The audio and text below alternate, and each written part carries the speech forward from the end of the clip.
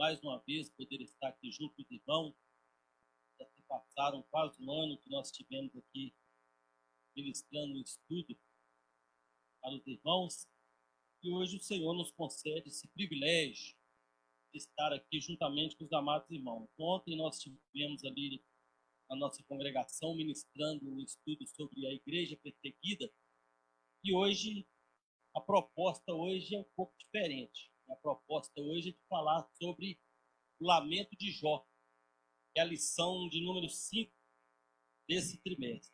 Então, nós estaremos prosseguindo nesse sentido aí, falar sobre o lamento de Jó. Lamento, todos nós sabemos que é um queixume, como se diz, um choro, um pranto, né, uma certa reclamação. Ele teve esse momento de muita dificuldade, como eu creio que a maioria dos irmãos já conhece. Então nós vamos fazer a leitura do texto áureo, está em Jó capítulo 3, versículo 24. Jó capítulo 3, versículo 24. O próprio Jó, ele diz essas palavras. Ele diz: porque antes do meu pão vem o meu suspiro, e os meus gemidos se derramam como água. Então, para alguém gemer, ele tem que estar sentindo muita dor. Então, Jó, ele já começa esse lamento. Na verdade, o capítulo 3 do livro de Jó fala sobre esse lamento, essa reclamação que ele faz diante dos seus amigos e até diante de Deus. A verdade prática diz que o sofrimento ele pode nos levar à situação de extrema angústia, mas não devemos perder a esperança no agir de Deus. O próprio Jesus diz, em João 16, 33, que no mundo nós teríamos aflições. Aflições nada mais é que sofrimento. Mas ele disse: mas tem de bom ânimo, porque ele, Jesus Cristo, venceu o mundo. Então, todo ser humano que já pisou nessa terra, ele passou por um certo tipo de sofrimento. Seja ele financeiro, seja ele emocional, seja ele familiar, seja ele espiritual. Todos nós, sem exceção, passamos por sofrimento. Uns passam por mais sofrimentos, mas o destaque aí é que ninguém está livre de sofrimento. E o livro de Jó, 42 capítulos do livro de Jó, mostra para nós por que os justos sofrem. Porque algumas pessoas têm a mentalidade de que ao aceitar Jesus, seus sofrimentos findarão. Isso é uma mentira, isso é uma falácia. Por incrível que pareça, é o contrário. Assim que aceitamos Jesus, Paulo diz que a nossa luta já não passa a ser contra a carne e o sangue, mas contra as hostes espirituais das maldades dos lugares celestiais. Então nossa luta agora já passa a ser contra espíritos malignos, contra o próprio Satanás. Porque quem está já em suas mãos, quem já está no pecado, porque a Bíblia diz que o mundo jaz no maligno, a palavra jaz é o mesmo que está. Essa pessoa, ele não vai ter problema com Satanás, porque ele já é do diabo. Então Jesus, ele veio justamente para nos resgatar das garras de Satanás. Por isso que Paulo escreveu nos Coríntios, disse que nós fomos comprados por bom preço. Então, para que Jesus nos comprasse, Pedro diz que não foi com prata e nem ouro, que fomos resgatados da nossa vã maneira de viver, mas com sangue precioso de Cristo derramado na cruz do Calvário. Então, nós hoje pertencemos a Jesus Cristo, somos a sua propriedade peculiar, sua propriedade exclusiva. Então, isso não isenta a nós de ficar livre de sofrimento. Não isenta.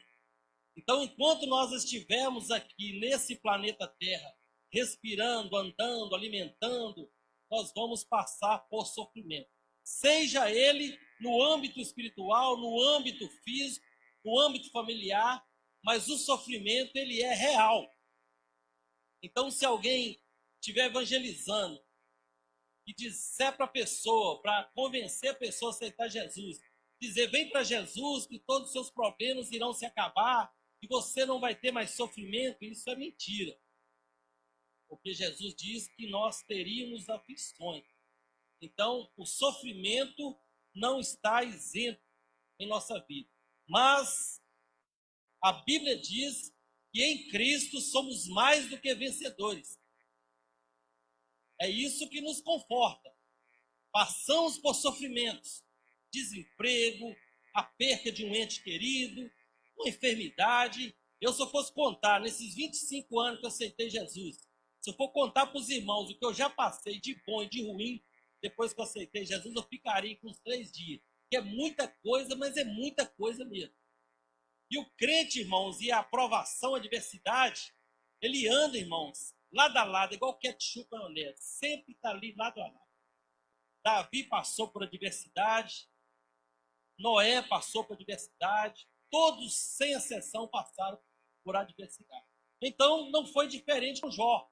Jó, ele passou por um momento muito triste, onde a Bíblia diz que ele perdeu seus 10 filhos, 7 homens e 3 moças, perdeu ali seus bens materiais. A Bíblia diz que ele era um dos homens mais ricos do Oriente, era um homem temente a Deus, que desviava do mal, um homem reto, um homem íntegro, mas não ficou livre do sofrimento. E o que mais entristecia a Jó é que ele não sabia o porquê do sofrimento.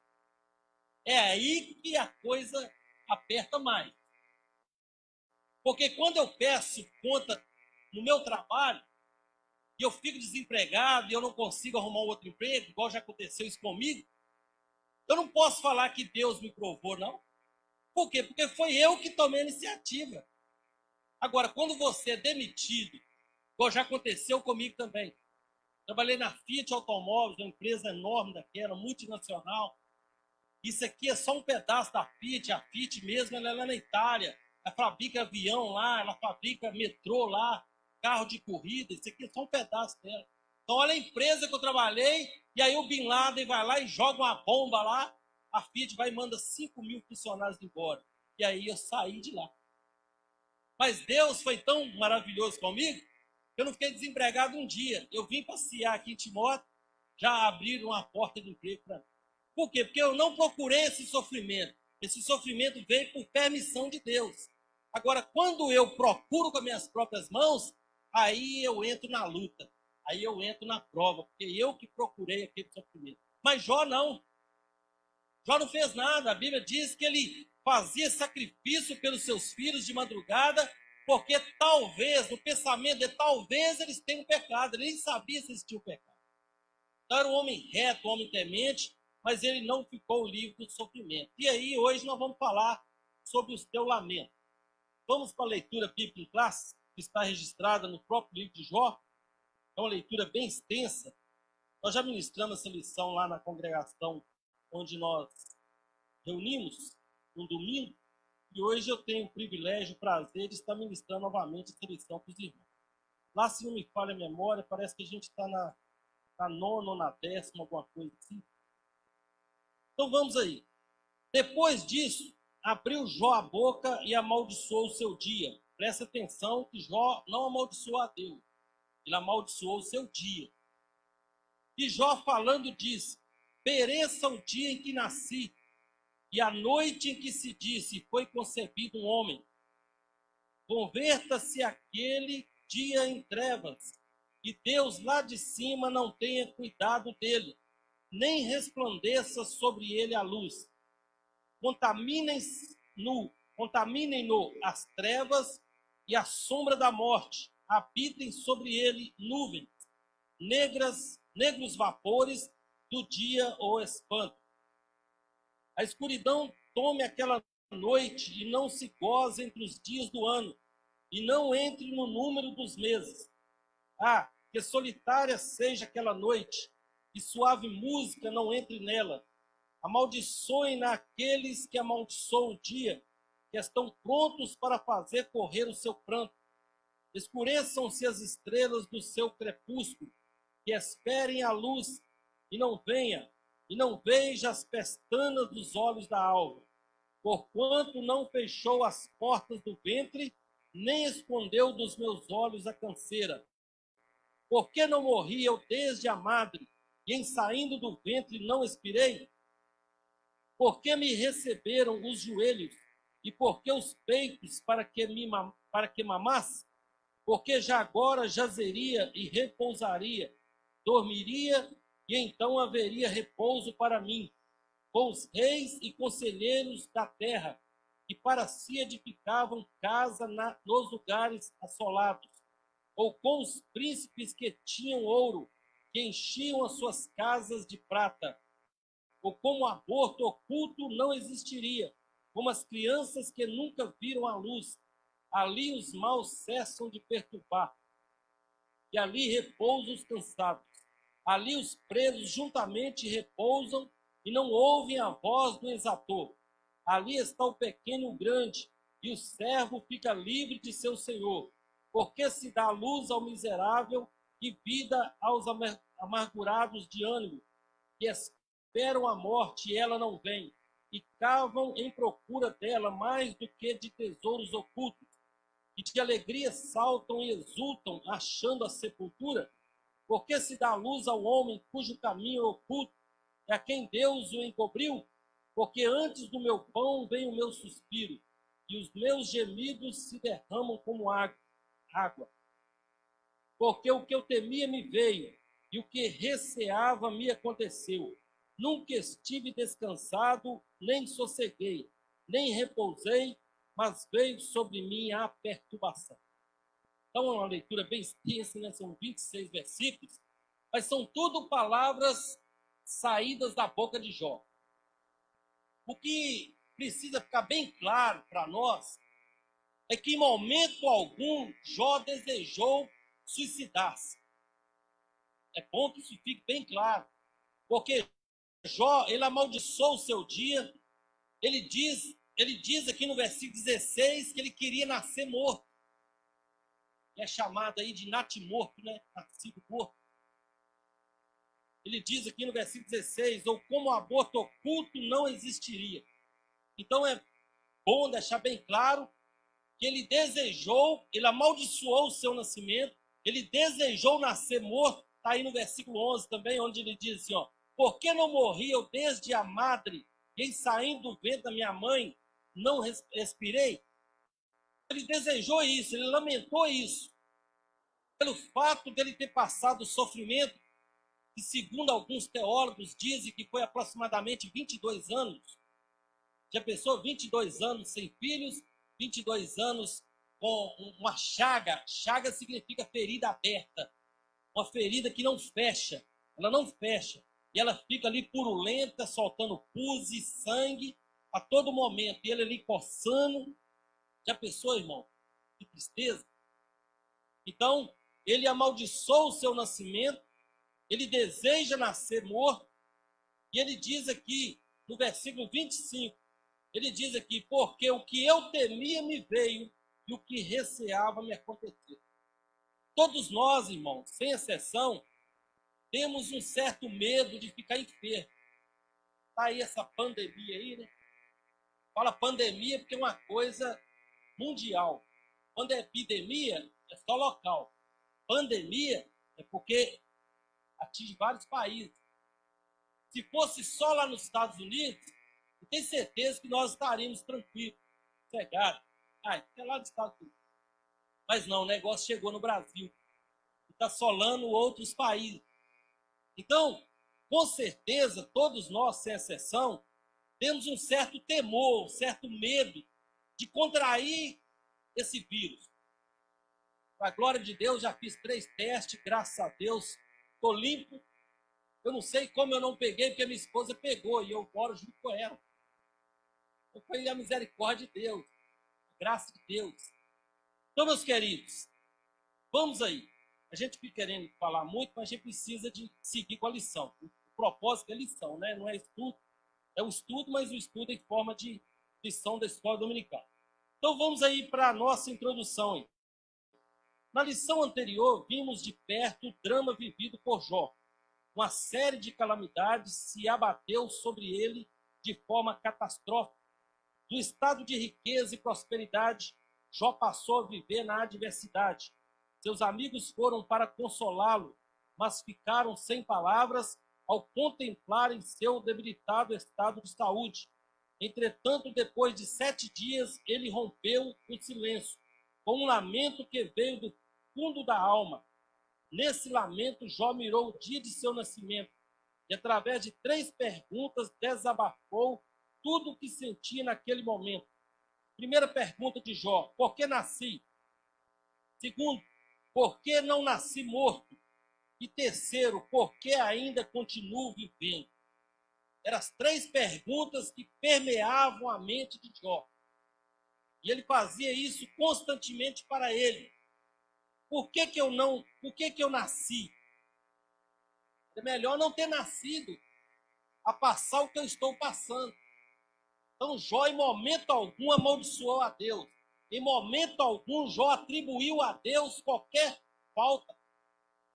Ele amaldiçoou pelo fato dele ter nascido, ele amaldiçoou o fato dele não ter nascido morto, e ele amaldiçoou o fato dele ainda continuar vivendo.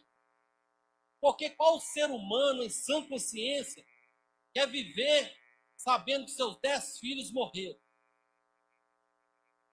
Às vezes a gente tenta sentir na pele o que Jó sentiu, mas isso é imensurável. É só quem já perdeu um ente querido, um filho, pai ou a mãe, é que pode mensurar isso, a dor que é. Eu perdi meu pai já faz 7 anos. Todos os dias eu lembro de meu pai. Parece que ele faleceu ontem. Então é uma dor insuportável. E a dor de Jó não era só essa de ter perdido seus 10 filhos. A dor dele é que ele também estava enfermo. E daqui a pouco, deixa eu falar de uma vez, que a gente já vai ganhar tempo. Olha a situação da saúde de Jó. Vou falar de uma vez. Olha aqui, presta atenção e vai acompanhando. E não está aqui no slide, não. Tá? Eu estou lembrando aqui agora. Diz aqui, ó, ele estava em dor e tormento, tinha grandes dificuldades no âmbito físico, ele teve insônia, isso tudo está na Bíblia, tá? Capítulo 7, versículo 4. Perdeu peso, capítulo 16, versículo 8. Ficou com os olhos vermelhos e olheiras profundas, versículo 16. Emagreceu, capítulo 17, versículo 7. Capítulo 19, versículo 20. Tinha calafrios, capítulo 21, versículo 6. Dores nos ossos, a famosa osteoporose, capítulo 30, versículo 17. Tudo no livro de Jó. A pele dele ficou negra e descascou. Olha a situação desse homem. Versículo 28 e 30. Tinha febre, versículo 30. Tinha furúnculos que coçavam, capítulo 2, versículo 7. Socialmente as pessoas o rejeitavam, zombavam e escarneciam dele, capítulo 12, versículo 4. Capítulo 16, versículo 10. Capítulo 17, versículo 2 e 3. E até as crianças debochavam dele. Olha, o sofrimento dele foi psicológico, foi físico, foi em todo o âmbito que você pensar. Isso está lá no capítulo 30, versículo 1 ao 9. Capítulo 30, versículo 1, 9 e 11. Por isso, Jó não tinha alegria. Capítulo 9, versículo 25. Capítulo 30, versículo 31. Na sua angústia e amargura, ele sentia que estava na escuridão e em desespero. E para piorar, aparecem 3 amigos ainda, querendo que Jó confessasse um pecado que Jó não tinha praticado. E aí, no decorrer da lição, vocês vão estudar depois sobre a teologia de Bildade, a teologia de Elifaz e a teologia de Zofar. Aproximadamente 75% do livro de Jó, 75% do livro de Jó, são diálogos, são narrativas entre Jó e seus amigos, e depois aparece um jovem chamado Eliú. E na cultura judaica, Uma pessoa, quando alguém morre, eles ficam 7 dias velando aquela pessoa. É o luto na tradição judaica. É por isso que a Bíblia diz que após 7 dias é que eles romperam o silêncio e foram falar com Jó. Jó, em outras palavras, Jó era um morto-vivo.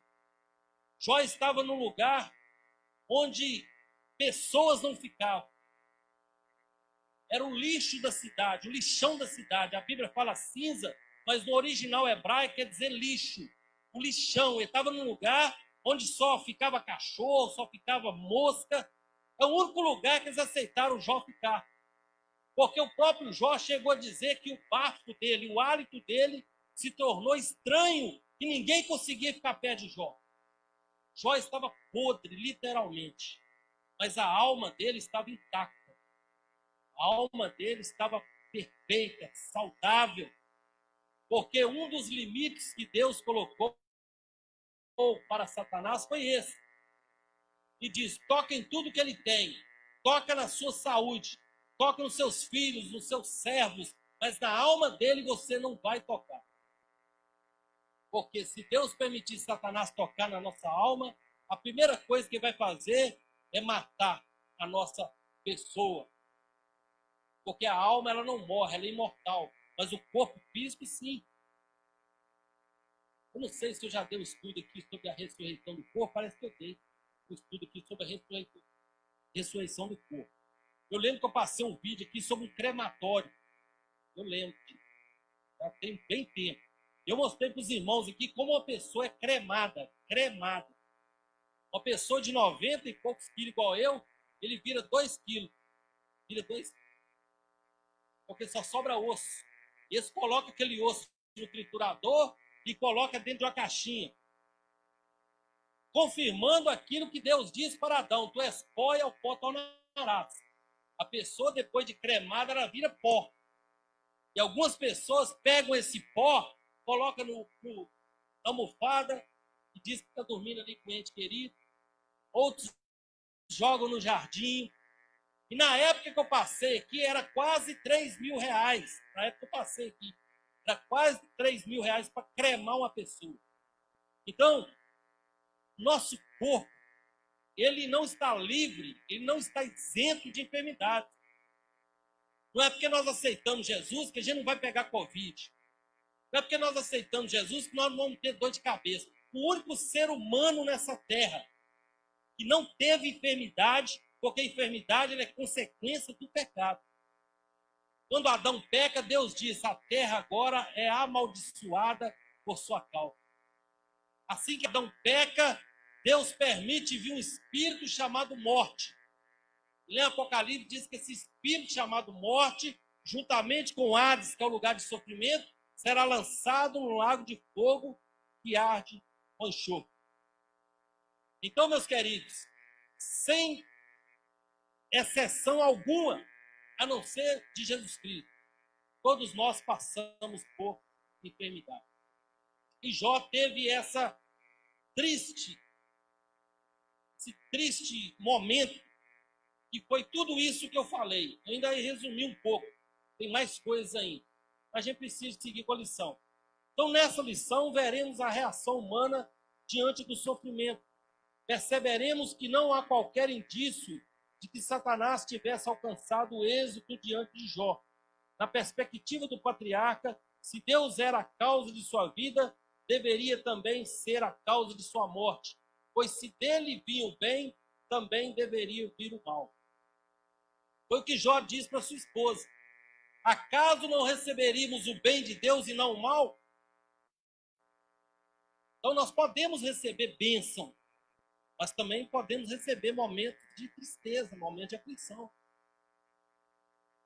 E o livro de Jó, esses 42 capítulos, mostra para nós o porquê os justos sofrem. E Jó não sofreu porque ele tinha pecado.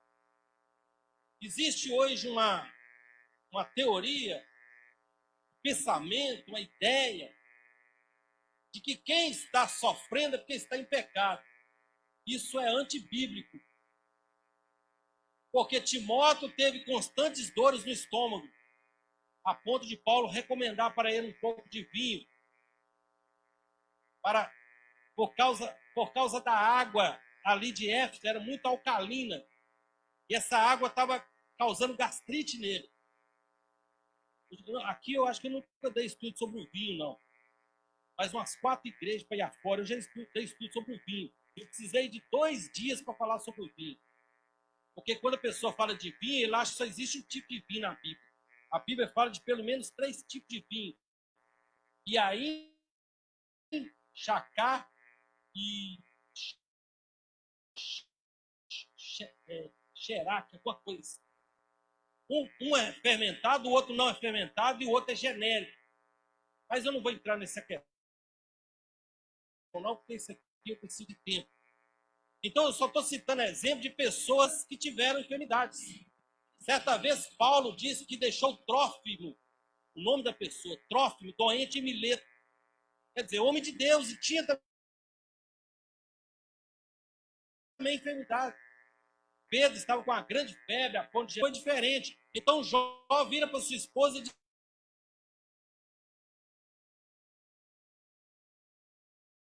diz assim: acaso receberíamos o bem de sair do ventre da minha mãe, e nu tornarei a voltar para lá.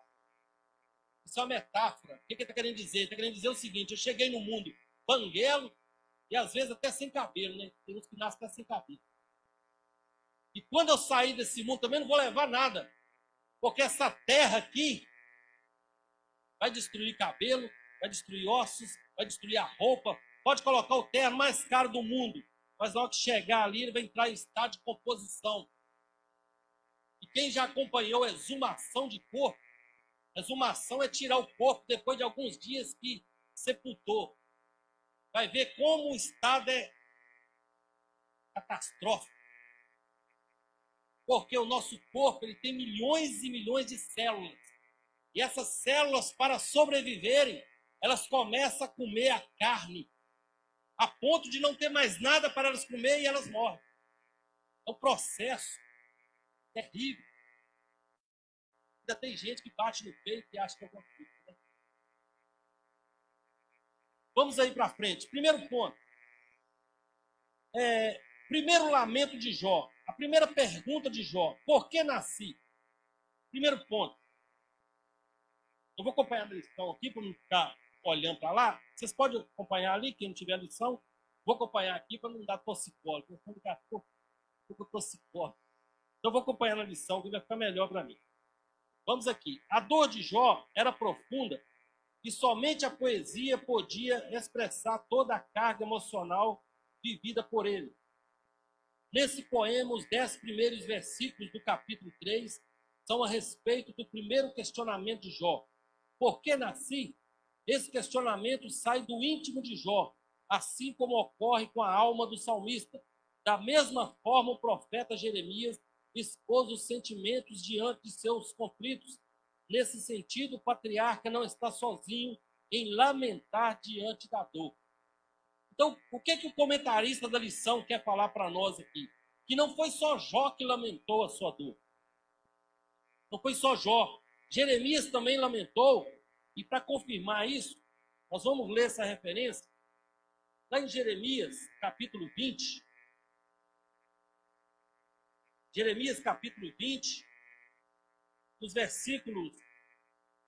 São poucas referências que tem nessa lição, então seria sensato nós aproveitá-la. Vamos aí. Jeremias, capítulo 20, versículo 14 ao 18. Olha o que o profeta Jeremias diz. Maldito o dia que nasci. Você vê, a mesma situação de Jó. Não seja bendito o dia em que me deu à luz minha mãe. Maldito o homem que deu as novas a meu pai, dizendo, nasceu-te um filho, alegrando-o com isso grandemente. Deixa eu parar aqui rapidinho aqui para fazer um comentário. Irmãos, quando a esposa vai para o hospital ganhar lá a criança, seja menino, seja menina, hoje tem essa facilidade do ultrassom aí, né? De saber com antecedência. E é até bom, porque se a criança tiver alguma anomalia, talvez não dá tempo de correr atrás ainda de algum recurso.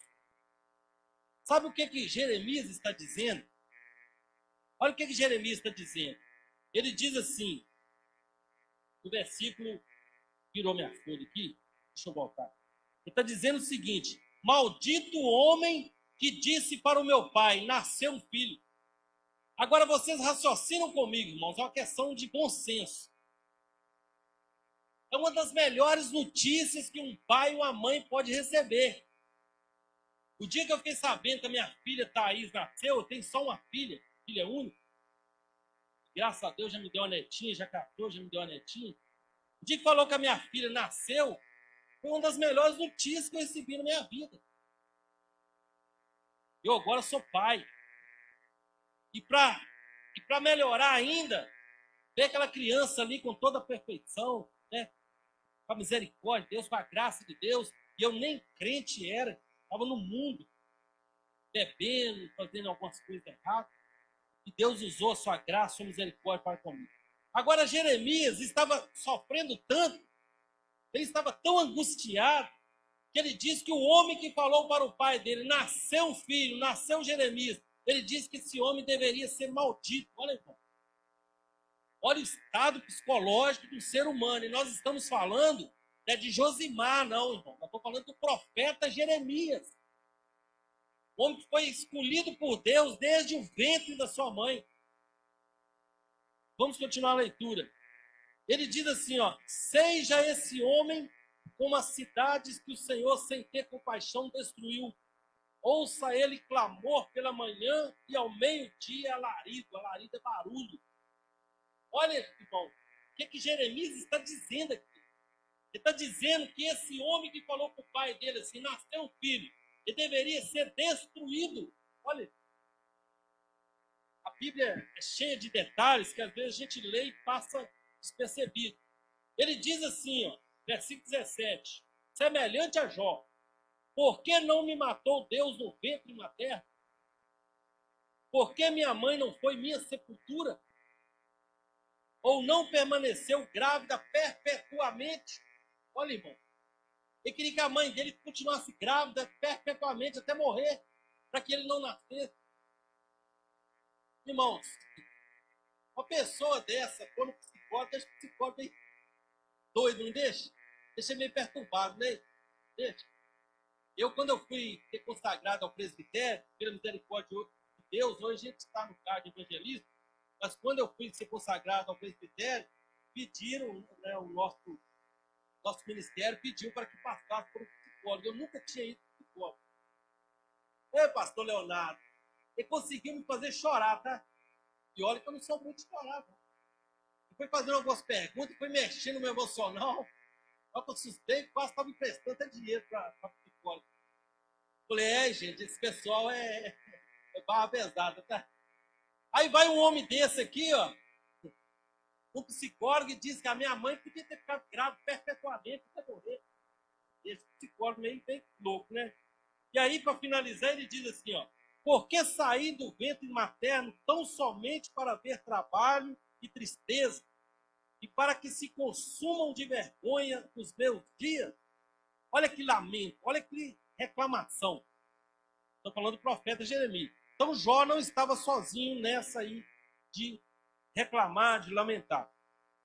Segundo subponto aí da lição: que em lugar da memória viesse o esquecimento. Neste momento de dor, Jó não amaldiçoou a Deus como Satanás previra. Em vez disso, amaldiçoou o dia do seu nascimento. Então Jó, amaldiçoando o seu nascimento, ele não pecou contra Deus. Ele lamentou, ele murmurou. Aí o pecado foi outro tipo de pecado. Mas o que Satanás queria mesmo é que ele amaldiçoasse a Deus. E aí Satanás ficou ali, ó, esperando sair da boca dele uma maldição contra Deus. No lugar de ser ocasião de grande celebração pelo dia do nascimento de criança, Jó amaldiçoou esse dia por ocasião de um grande sofrimento e decepção. Para o homem de uso, esse dia teria de ser apagado da memória. Não é assim que muitas vezes nos sentimos? Um dia em que tudo foi mal e temos desejo de nunca mais lembrar. Com certeza, todos nós aqui já passamos por um dia na vida E a gente não quer lembrar mais desse dia. Mas, volta e meia, esse dia vem à tona. Ele vem na nossa mente. Então, Jó, ele quer ter uma memória esquecida. Ele quer não lembrar mais do dia que ele nasceu. Então, essa é a pergunta dele. Por que nasci? Terceiro subponto. Que em vez da ordem viesse o caos. Mencionamos o desejo de Jó para que o dia de seu nascimento não tivesse entrado no calendário. E que dessa forma, tanto esse dia como essa noite jamais tivessem existido. No lugar da luz que raiou por ocasião do nascimento dele e que revelou todo o seu sofrimento, o patriarca desejou que as trevas dominassem. E por quê? Porque em vez da paz veio a dor, em vez da ordem o caos. Desse raciocínio, Jó menciona a imagem do Leviatã, este famoso e assombroso animal marinho que simboliza o caos. O homem de Uz recorre a essa imagem para ilustrar o momento tenebroso que estavam vivendo. A lógica é simples. Se Deus não tivesse feito aquele dia, ele não teria sido concebido e, portanto, não passaria por tudo isso. Nesse sentido, o Novo Testamento revela como nosso Senhor é misericordioso e nos trata com amor e ternura nos momentos de tribulação e angústia, pois aos pés da cruz é o melhor lugar para derramar a nossa alma. Então, Jó queria, no seu íntimo, que o dia que ele nasceu não tivesse existido. Por exemplo, nasci dia 8 de junho de 1970. No caso de Jó, ele não queria que esse dia tivesse acontecido. E do dia 6, do dia 7, já pulasse para o dia 9. De tanta angústia, de tanto sofrimento. Mas em momento algum, ele blasfemou contra Deus, ele amaldiçoou a Deus. Então ele diz aqui, o que era para ser paz se tornou em dor. E o que era para ser ordem se tornou em caos. Caos são calamidades, destruição. E ele traz a figura aqui do Leviatã. O Leviatã, da cultura fenícia, é um monstro marinho, que é o animal mais aproximado do crocodilo. Então, ele traz a figura desse monstro, porque esse monstro, ele não vem para te fazer carinho. Você mexer com o jacaré ali, ele vai te destruir. É uma das mordidas mais potentes que existe no reino animal. E quando vai carregar os seus filhotes, olha que interessante. Quando vai carregar os seus filhotes para ficar livre dos predadores, eles carregam eles dentro da boca. Então, quer dizer, o animal ele tem uma certa consciência, ele sabe a hora que ele pode fechar a boca e a hora que não pode. Se fechar a boca ali, ele mata todos os seus filhotes. E no reino animal, é o animal que mais mata filhotes, são eles. Por causa da fome. Na hora da fome, eles comem lá os jacarezinhos. Mas quando vai transportar, a mãe vai transportar, porque não é a mãe que come, é o pai que come. Então ele diz aqui, ele quer dizer aqui em palavras populares, da forma que o Leviatã, da forma que o crocodilo, da forma que o monstro marinho traz desordem, traz caos, traz falta de paz, é o que estava acontecendo com a vida dele. Então é um momento angustiante, um momento de muita tristeza. Vamos aí para o segundo ponto, que vai falar sobre o segundo lamento de Jó. Qual foi o primeiro lamento de Jó? Deixa eu ver se vocês estão acompanhando. Qual foi a primeira pergunta que Jó fez? Por que nasci? Vou pegar a cara de bombom com o pastor Leonardo. Agora, o segundo lamento dele, o segundo queixume dele, o que é? Por que não nasci morto? Primeiro, ele não queria nascer. Ah, bom, já que eu nasci, então eu queria nascer morto. Para que ele não passasse esses 22 anos, segundo os teólogos, eu não posso te provar isso na Bíblia, porque não está escrito na Bíblia. Mas alguém que gosta de fazer cálculo e pega data, só que a data, a cronologia bíblica, ela é muito externa. A cronologia bíblica, cronos é tempo no grego. A cronologia, ela é um terreno movediço. Porque do ano 4004 para cá é que veio a contagem. Só que o mundo não existiu de 4004 para cá. 4004 até Jesus nascer. Na hora que Jesus nasce, começa a contagem crescente. A contagem era decrescente. 230 anos de Cristo, 40 anos de Cristo. Hoje nós estamos vivendo descer, depois de Cristo. Então vamos aí. Primeiro ponto, descansando em paz. Os intérpretes observam que o discurso de Jó, a partir do versículo 11, ele muda de amaldiçoar para reclamar. Ele para de amaldiçoar o seu dia e começa a reclamar, começa a lamentar, começa a murmurar. Irmãos, cara, que eu fico pensando, a gente contrai uma dor de cabeça, a gente murmura. A gente que eu estou falando, não generalizando, a maioria. Eu fui fazer um serviço lá no Cavagrande, lá, e peguei um berne aqui, peguei outro berne aqui. Que tristeza, que misericórdia. A gente murmura, a gente reclama. Agora você imagina um ser humano que não tinha mais os filhos, o homem que um dia é o mais rico do Oriente, no outro dia passa a ser o mais pobre do Oriente, pobre em todas as áreas, financeira, familiar, emocional, psicológico. A palavra alma no grego é psique. Isso que fala de psicologia. Psicologia é o estudo da alma. Conversar com a alma. Porque o que nos faz andar, o que nos faz chorar, o que nos faz ficar triste, alegre, é a alma.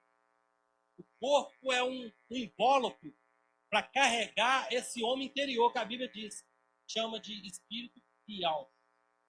Então, vamos aí continuar a leitura aí. Onde parei. Isso. A partir desse versículo, Jó passa a reclamar por não ter nascido morto.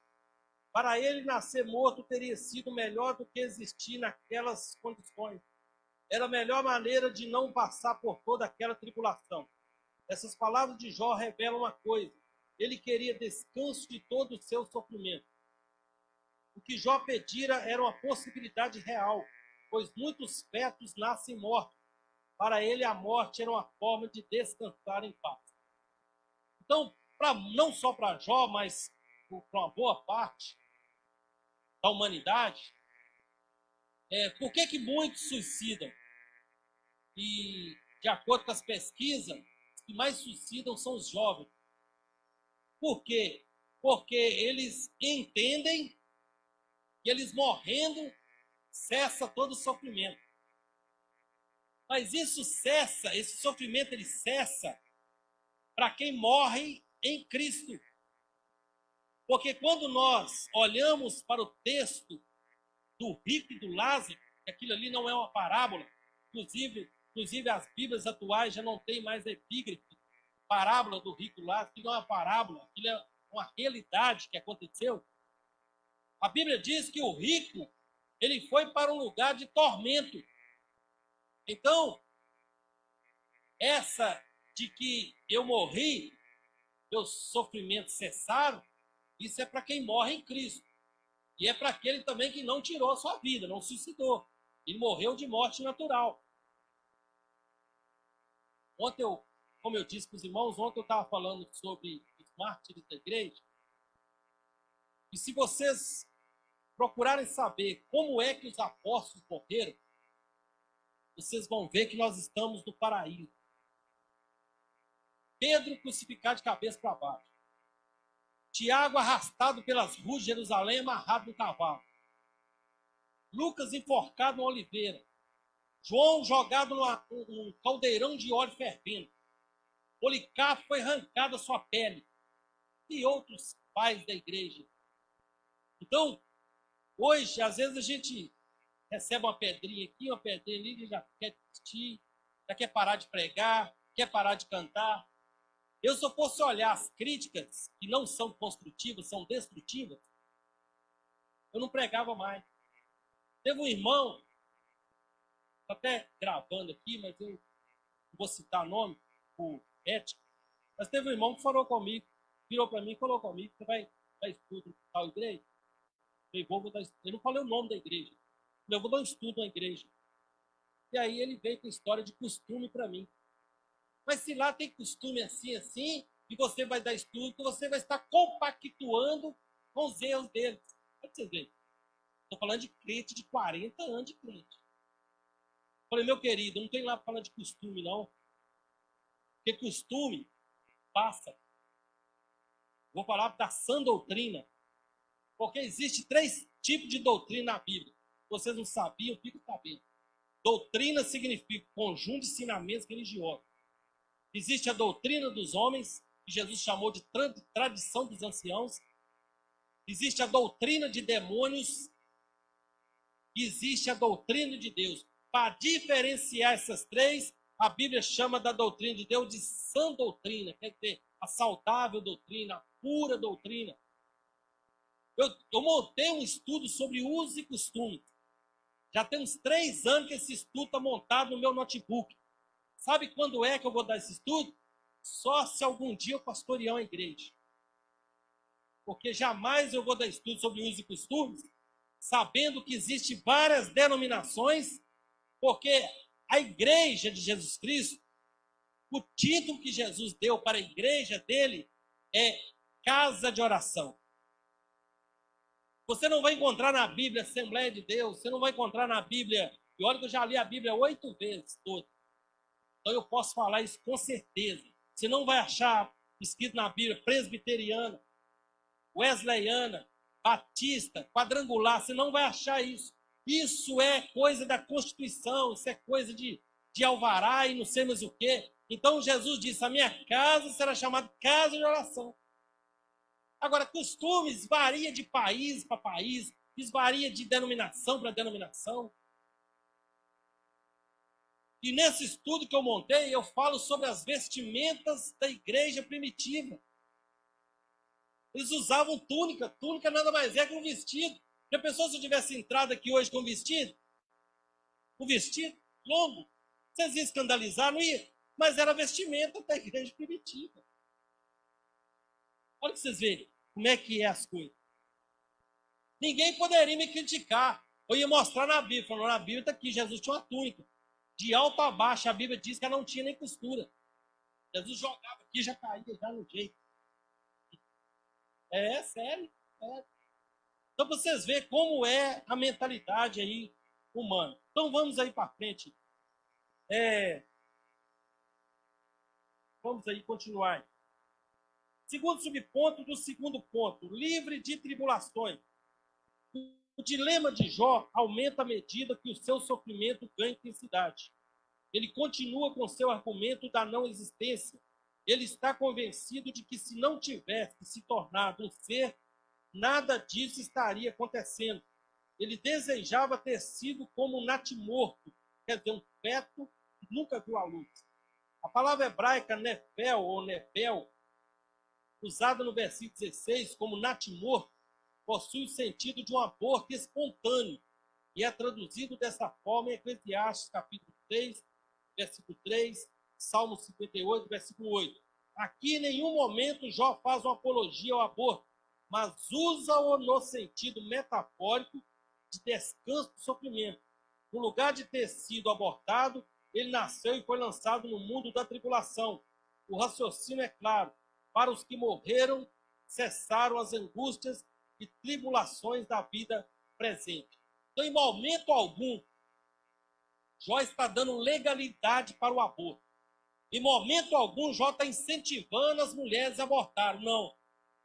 Ele está dizendo ali que ele queria ter nascido morto, quer dizer, um aborto espontâneo, não um aborto provocado. Um aborto onde a pessoa toma medicamento para matar o feto. Porque com poucos dias, né, já começa ali a formação da criança. Então ele não está de modo algum incentivando o aborto. Então existe partido político aí que quer que legalize o aborto. Quer dar autoridade para as mães abortarem, esquecendo que tem uma criança ali. Já pensou se a minha mãe Se a sua mãe tivesse essa mentalidade, nós não estaríamos aqui hoje. É para você ver como isso é sério. É muito sério. Vamos aí, então. Terceiro subponto. Uma realidade para o cristão. O Novo Testamento nos ensina que enquanto estivermos neste mundo, estaremos sujeitos à dor, ao luto, ao sofrimento. Mas, ao mesmo tempo, temos uma promessa consoladora de Jesus. Vamos ler aí, como eu disse, é pouca referência. Vamos ler em Filipenses, capítulo 4, uma das cartas de Paulo, à igreja que estava em Filipos. Vocês têm ideia, as igrejas primitivas não tinham nome. Ele falava a igreja em Filipos, quer dizer, havia ali uma congregação na cidade de Filipos. Então, quem mora em Filipos é filipense. Os Timóteo seria uma carta aos timotenses. Então, você não acha nome de igreja aí nesse período. Então, é carta aos filipenses, quer dizer, carta aos cristãos que moravam em Filipos. E ele diz assim, Paulo diz assim no capítulo 4, versículo 11 e 12. Digo isto não por causa da pobreza, porque aprendi a viver contente em toda e qualquer situação. Tanto sei estar humilhado, como também ser honrado. De tudo e em todas as circunstâncias, já tenho experiência, tanto de fartura como de fome, assim de abundância como de escassez. Isso aí é o contexto do versículo que os triunfalistas, os teólogos da prosperidade mais citam, que é o versículo de número 13. Tudo posso naquele que me fortalece. Uns dias atrás eu ministrei a palavra de Deus no culto lá na minha igreja, e eu mostrei para eles o uso da hermenêutica. A hermenêutica é a arte de interpretar texto. Para você interpretar um texto, há uma necessidade de você fazer algumas perguntas. Quem disse essas palavras? Por que essas palavras foram ditas? Para quem essas palavras foram ditas? Onde essas palavras foram ditas e quando essas palavras foram ditas? Isso é hermenêutica. Para você entender o texto. Aí eu até citei lá, Salmos, que não fala a memória, Salmo 3, versículo 5, que não fala a memória agora, onde Davi diz assim, deitei, dormi e me levantei, porque o Senhor me sustentou.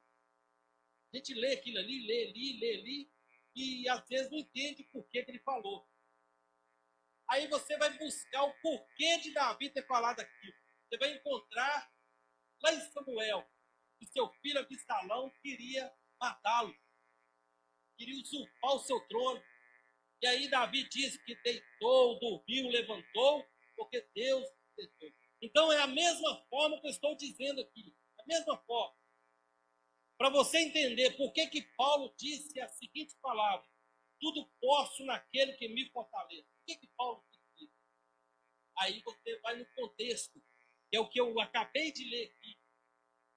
Todo o texto, presta atenção nessa frase que eu tenho muito tempo que eu guardo na minha cabeça, do saudoso Antônio Gilberto, o maior teólogo que já existiu nesse Brasil. Faleceu, se não fala a memória, ano passado. Ele disse o seguinte: todo texto sem contexto é um pretexto para heresia. Por que existem muitas seitas? Porque pegam versículos isolados da Bíblia, sem contexto, sem interpretação, e querem criar doutrina, que acaba virando doutrina de homem, doutrina de demônio. Então, se Paulo está dizendo, eu tudo posso, o que ele pôde? Ele pôde ser humilhado, ele pôde ser honrado, ele pôde ter fartura, ele pôde ter fome, ele pôde ter abundância, ele pôde ter escassez. Por que ele pôde tudo isso? Porque Cristo o fortaleceu. Está vendo, irmão?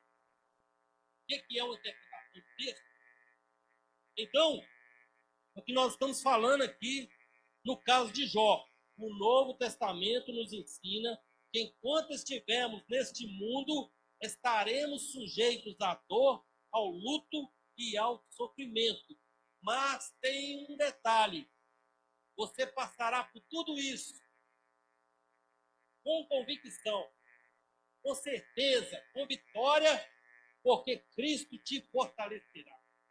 Amém? Glória a Deus, né? Por isso que Paulo escreve aos Romanos, diz que em Cristo somos mais do que vencedores. Você ser vencedor já é bom, não é? Imagina ser mais do que vencedor. Vai além. Então vamos aí. Terceiro e último ponto aí. Então, qual que é o segundo lamento de Jó? Qual que é a segunda pergunta que Jó fez?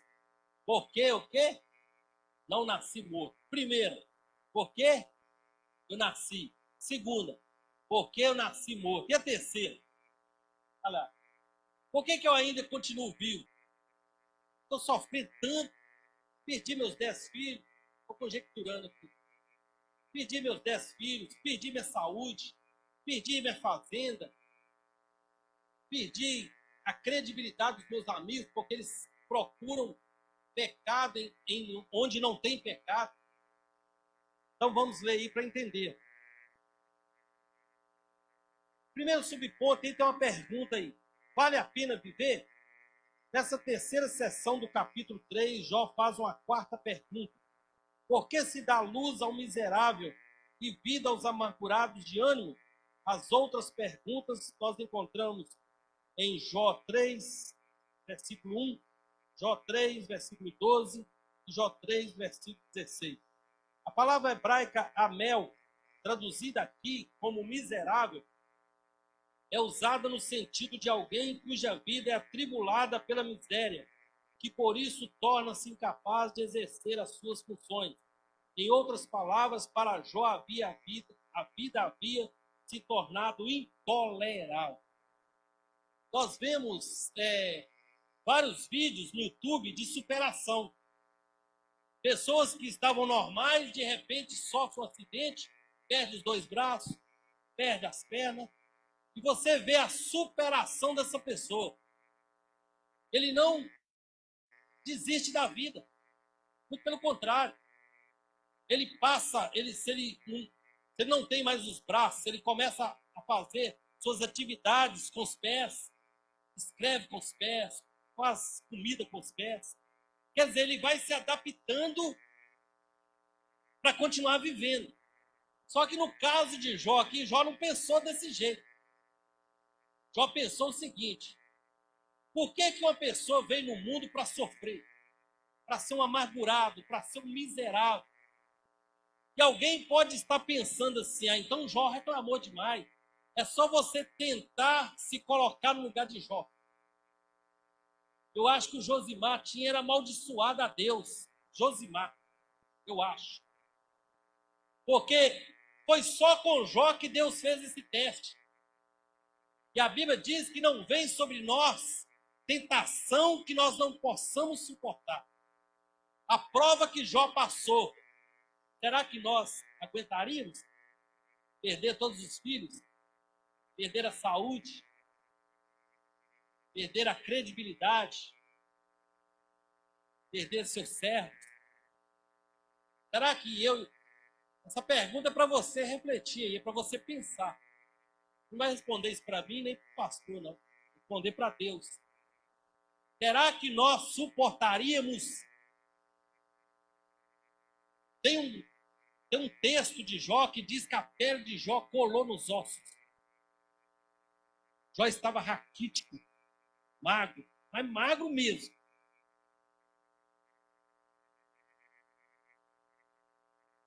E aí ele diz essas palavras saíram da boca de Jó.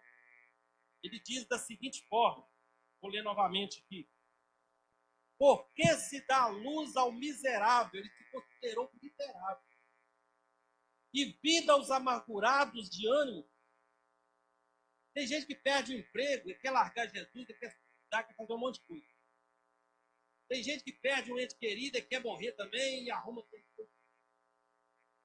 Agora imagina Jó. Jó só não perdeu a fé. O resto ele perdeu tudo. Se nós pegarmos lá os primeiros capítulos, capítulo 1 e 2, a gente vai ver a riqueza de Jó. Jó tinha 500 camelos. Camelo era o animal que era usado como locomoção das coisas. Se fosse hoje no dia atual, Jó teria que ir uma frota de 500 carretas. Porque a carreta naquela época eram os camelos que transportavam especiarias, uma série de utilidade. Então, o homem que da noite para o dia passa a ser homem literal. Então, nós temos que entender e tentar nos colocar no lugar de Jó, sentir na pele o que Jó, pelo menos tentar entender o que Jó passou. Segundo aí, sem o favor de Deus, Jó novamente volta a indagar. Porque se dá luz ao homem cujo caminho é oculto e a quem Deus o encobriu? A pergunta busca o significado do sentido de todo aquele processo. Ela busca compreender o porquê de Deus permitir o sofrimento. Aqui há um paralelo com Provérbios 4:18, onde é dito que o caminho do justo é como a luz da aurora, que brilha mais e mais até ser dia perfeito. Na literatura sapiencial, a palavra hebraica traduzida como caminho é derek, que se refere ao caminho da sabedoria de Deus, que conduz a vida. Para o patriarca, esse fato havia se tornado um paradoxo, quer dizer, uma contradição, pois ele não sabia porque Deus escolheu para ele o caminho do sofrimento. Biblicamente falando, o que é suscetível ao cristão? É o que está escrito em Provérbios 4:18. É uma promessa bíblica, onde diz que o caminho do justo é como a luz da aurora. Crepúsculo é o fim da tarde. A aurora é o amanhecer. Irmãos, para quem trabalha de 0 hora igual eu, para quem trabalha de vigia, seja na escola, seja onde for, qual que é o nosso maior desejo? É ver o dia amanhecer, sinal que você está indo embora para casa. Então, olha você ver, o proverbista, não vou afirmar que é Salomão, porque não tenho certeza, até porque os 31 capítulos de Provérbios não foi escrito só por Salomão. Foi escrito por outras pessoas também, Moisés, Agur e outros mais. Então não vou afirmar aqui que eu posso afirmar errado, não tenho certeza. Mas o proverbista, para mim não cair no erro, o proverbista, ele diz que o caminho do justo é como a luz da aurora, que brilha mais e mais até ser dia perfeito. E aí eu te falo, isso estava acontecendo com Jó? Não. É por isso que o comentarista diz que parecia um paradoxo, uma contradição. E aí você pode me perguntar, mas por que com Jó não acontecia isso? Porque Jó estava sendo testado. Jó estava sendo provado. Igual Adão e Eva foram provados no jardim do Éden. Qual que era a ordem de Deus para eles? De todas as árvores do jardim, vocês podem comer livremente. Mas tem uma ali no meio do jardim, fica ali do lado da árvore da vida, que vocês podem comer também. Somente dela vocês não comerão o seu fruto. Era um teste. É Deus mostrando para Adão, cujo nome significa terra, e Eva significa mãe dos viventes, ou mãe de vida, é a mesma coisa. Que eles não foram criados robotizados. Eu não posso dar glória a Deus aqui dentro, porque alguém está pedindo. Isso é mecânico. Eu tenho que dar glória a Deus aqui porque eu necessito, eu preciso de glorificar aquele que me salvou. Nada na igreja, absolutamente nada na congregação, seja ela qual for, a minha, essa, qualquer, nada pode ser mecanizado, porque Deus conhece o nosso interior. E Ele sabe se você está glorificando a Ele porque alguém está pedindo. Ele sabe, Ele não é bobo. Ele conhece o nosso íntimo. A Bíblia diz que Ele sonda os nossos corações. Então, com Jó estava diferente. Se o caminho do justo vai brilhando como a luz da aurora até ser dia perfeito, o de Jó estava sendo negritude, escuridão. Porque quando Jó diz assim, o que eu temia me veio, isso aconteceu. O que ele temia? Ficar enfermo, ele ficou. O que ele temia? Perder os filhos, ele perdeu. O que ele temia? Perder o companheirismo da sua esposa, porque a sua esposa não estava mais em companhia dele. Muito pelo contrário. Ela teve o seu momento de fraqueza, que eu não vou condenar, eu não tenho direito de condenar, porque só uma mãe que perde um filho sabe a dor que é isso. Então eu dou crédito para a esposa de Jó. Na cultura judaica, eles não gostam de mencionar nome de mulheres. Menciona Raabe, menciona outras aqui, mas é raro. Então não há o nome dela, mas fala da fraqueza que ela teve, do momento de vacilo dela, onde ela vira para o seu esposo e diz: amaldiçoa esse teu Deus e morre. Quer dizer, acaba com esse sofrimento. Mas glória a Deus que Jó não atendeu o pedido dela. Porque um homem, o ser humano, homem, ele age mais com a razão do que com a emoção. O ser humano, mulher, isso é comprovado cientificamente, o ser humano, mulher, age mais com a emoção do que com a razão. Isso de uma forma geral. Óbvio, tem algumas exceções, mas o normal é isso. Então, o lado emocional dela estava tão decadente, sabendo que seus filhos estavam mortos, sabendo que seu esposo estava no lixão da cidade, com um caco de telha raspando ali, porque não aguentava de tanta coceira, de tanto podridão no corpo. Então vamos aí, para frente. Terceiro e último subponto aí, para nós pegarmos a conclusão. Vou acabar no horário, tá? Estou muito rigoroso com o horário. Vou acabar no horário. Um caminho de sabedoria e maturidade. Muitas vezes sentimos-nos iguais a Jó, desorientados, passando por uma vida dolorosa do sofrimento. E como ele, não imaginamos nem compreendemos que Deus está agindo. É preciso, porém, olhar para o alto onde Cristo vive. Nele podemos manter o equilíbrio e a confiança durante a tormenta, e assim trilhar um caminho de sabedoria e maturidade no sofrimento. É a última referência que nós vamos ler hoje. Colossenses, quem já estava com a Bíblia aberta aí em Filipenses, vai só avançar aí algumas páginas aí, já vai achar Colossenses. Olha o que Paulo escreve à igreja que estava em Colosso.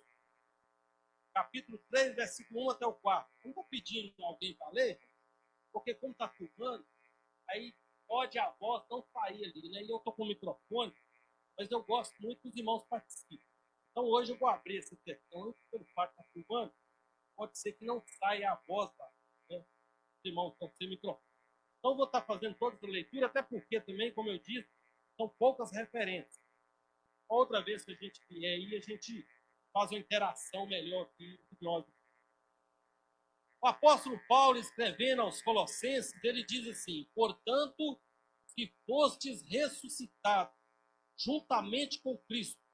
Então, o que eu devo fazer? O que você deve fazer? Se você foi ressuscitado juntamente com Cristo, essa ressurreição aqui, ela é espiritual. Porque quando Paulo escreve aos Efésios, ele diz que nós estávamos mortos em delitos e pecados. Então, antes de você aceitar Jesus, né, eu não estou tirando da minha cabeça, não. A Bíblia é quem diz que nós estávamos mortos espiritualmente. Então, Paulo diz assim: então, se vocês ressuscitaram juntamente com Cristo, então o que eu e você vai fazer? Buscar as coisas lá do alto, onde Cristo vive, assentado à direita de Deus. Pensar nas coisas lá do alto. Tem tradução que fala lá de cima, é a mesma coisa. Não nas que são aqui da terra. Porque morremos e a vossa vida está oculta juntamente com Cristo. Essa morte nossa é para o pecado. Você precisa entender a hora que a Bíblia está falando em alegoria, em literal e em sentido figurado. Se a pessoa não conseguir diferenciar isso, ele faz uma confusão. Então aqui está no sentido figurado. Esse morrer aqui não é morrer fisicamente, é morrer para o pecado. Então ele diz assim: quando Cristo, que é a nossa vida, se manifestar, então vós também sereis manifestados com ele em glória. Então, meus queridos, a recomendação bíblica, a recomendação do apóstolo Paulo é que eu e você deve pensar nas coisas que são de cima. Sabe o que às vezes nós fazemos? Vou usar o pronome nós, não generalizando, mas para me incluir também. Às vezes nós pensamos mais nas coisas da terra do que nas coisas que são de cima. A gente pensa em trocar carro, a gente pensa em mudar de emprego, a gente pensa em fazer faculdade, e isso não é errado, isso não é pecado, não. É pecado, não. Eu só não posso priorizar isso. A minha prioridade bíblica é pensar nas coisas que são de cima. O que é pensar nas coisas que são de cima? É que existe uma cidade preparada para nós morar, onde as ruas são de ouro, onde há um rio cujas correntes alegram a cidade do Altíssimo, onde os muros são de jaspe de cristal. Isso é pensar nas coisas que são de cima. Porque se eu ficar pensando só nas coisas daqui, eu esqueço do céu. Esqueço do céu. E o que nós estamos passando aqui é justamente aquela jornada que Israel passou até a terra prometida. Levaram 40 anos. Um caminho que era para durar 11 dias. Durou 40 anos. Sabe por quê? Por causa da murmuração. E a Bíblia diz que Deus fez Israel andar em círculo. E nesse círculo foram morrendo pessoas. Deus foi peneirando, foi peneirando, foi peneirando, e somente 2 homens, chamados Josué e Caleb, os de 20 anos para baixo, entraram na terra prometida. Isso é pensar nas coisas. Quando eu vejo que as coisas aqui estão apertadas, é pandemia, é desemprego, é isso, é aquilo, lembre, isso tudo é passageiro. Jesus nunca prometeu um mar de rosas para ninguém. Ele disse lá em João 16:33, no mundo vocês terão